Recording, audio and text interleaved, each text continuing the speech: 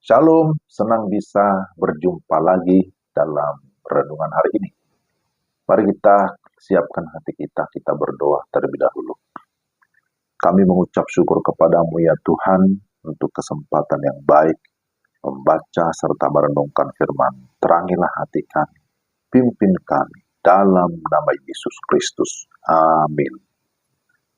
Baik, saudara-saudara, kita akan membacakan firman Tuhan dari Kejadian 14 ayat 14. Ketika Abram mendengar bahwa anak saudaranya tertawan, maka dikerahkannya lah orang-orangnya yang terlatih, yakni mereka yang lahir di rumahnya, 318 orang banyaknya, lalu mengejar musuh sampai ke Dan.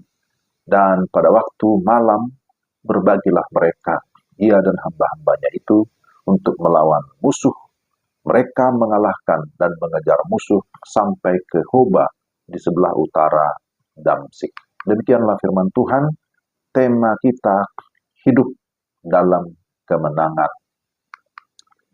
Saudara-saudara yang dikasihi Tuhan, di dalam Kejadian pasal 14 dikisahkan tentang raja-raja yang berperang sampai pada akhirnya Lot, keponakan Abram yang tinggal di Sodom, juga turut dibawa oleh musuh beserta dengan harta bendanya.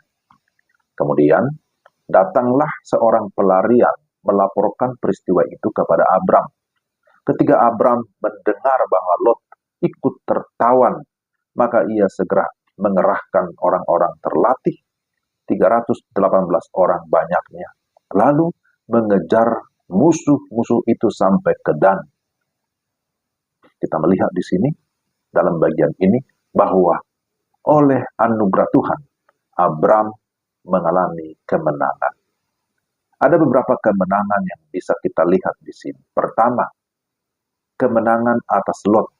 Bisa saja Abram membiarkan Lot menderita sebagai konsekuensi dari keputusannya untuk memilih tempat itu.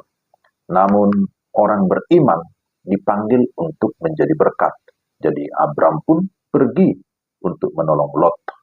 Meskipun sebelumnya Lot bermasalah dengan Abram karena lahan penggembalaan, namun Abram tetap peduli kepada Lot. Ia memiliki hati yang penuh kasih, dan itulah yang memberikan dia kemenangan. Jadi inilah kemenangan yang dialami oleh Abram. Kemenangan atas Lot, dan Lot diselamatkan. Demikian juga dengan harta bendanya. Kedua, kemenangan atas raja-raja dunia.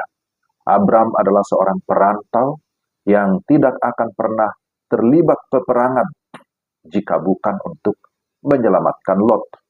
Abram tidak memiliki bala tentara yang besar, tetapi ia maju dengan iman, dan Tuhan memberikan dia kemenangan.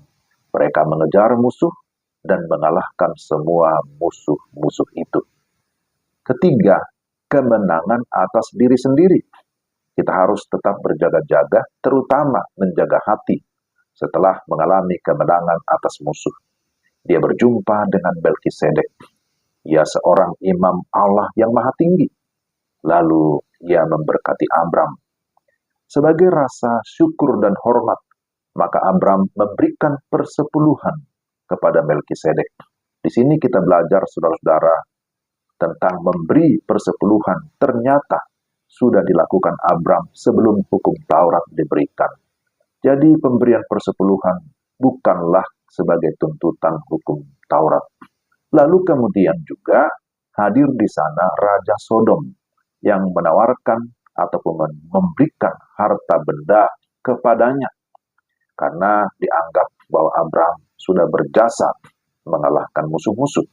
Namun ia menolak tawaran atau pemberian itu. Dia tidak mau mempergunakan kesempatan itu untuk kepentingan pribadi. Abram memiliki motivasi yang murni. Dia tidak mau mengambil yang bukan bagiannya. Ini adalah prinsip agar kita hidup berkemenangan. Tidak saja menang terhadap kerabat, menang atas musuh, tetapi kita bisa menang atas diri kita sendiri. Saudara-saudara yang dikasihi Tuhan, mari kita tetap hidup dalam iman. dan memberi diri untuk dipimpin oleh Tuhan agar kita berkemenangan tiap-tiap hari. Kiranya Tuhan memberkati. Mari kita berdoa. Tuhan, terima kasih untuk renungan hari ini. Kiranya Engkau senantiasa memampukan kami menjalani kehidupan ini sekalipun ada banyak pergolakan, ada tantangan, ada musuh, tetapi kami tetap mengandalkan Tuhan karena kami tahu bersama dengan Tuhanlah kami akan memperoleh kekuatan, memperoleh kemenangan, dan juga memperoleh damai sejahtera.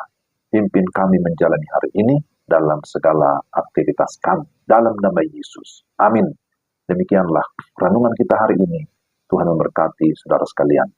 Salam.